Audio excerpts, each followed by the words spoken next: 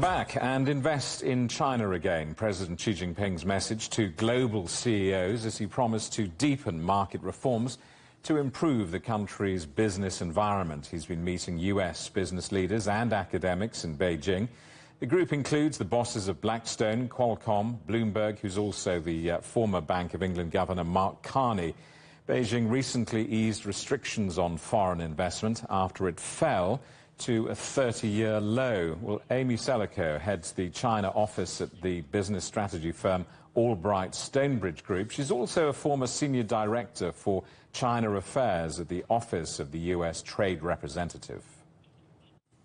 Well, I think it's terrific that American CEOs were invited by President Xi to stay behind after the recent meeting of the China Development Forum, for him to relay to business executives, academics involved in U.S.-China relations that indeed the Chinese government wants to encourage American companies to remain, to expand in the China market.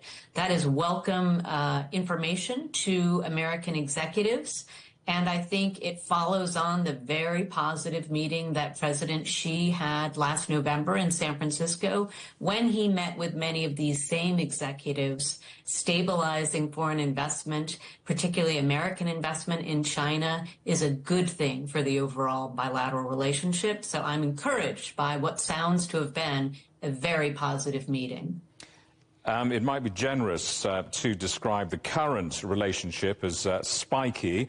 I mean, given the rather tense geopolitical environment, realistically, what are the outcomes from this? How will we know that it's been a success? When will we know that it's been a success? Well, Jamie, I think we have to put this one meeting in the context of the overall relationship and what else the U.S. and China are doing to try to stabilize, yes, what indeed is a contentious and competitive relationship.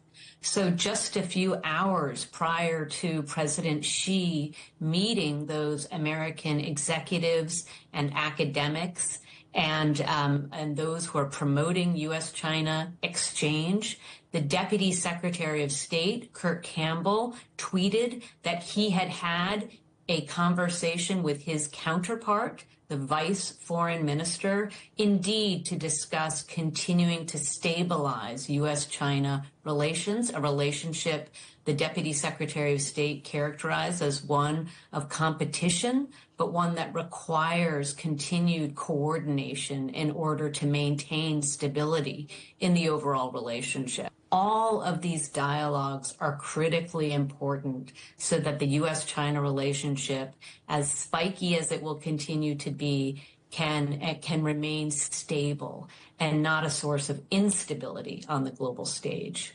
The warmth that you describe sounds very heartening. Does it survive a forthcoming U.S. election and perhaps a change of governance come the EU elections in June? Indeed, China is interested in maintaining stable relationships with the United States, with the member states of the European Union, and indeed other countries of import as well. I will say I wouldn't characterize U.S.-China relations as particularly warm right now, but I do think it's a good sign that Americans in government and out of government are meeting with Chinese counterparts. It means that both in Beijing and in Washington, D.C., there's a premium being placed on the importance of dialogue to manage difficult issues as well as find areas of cooperation.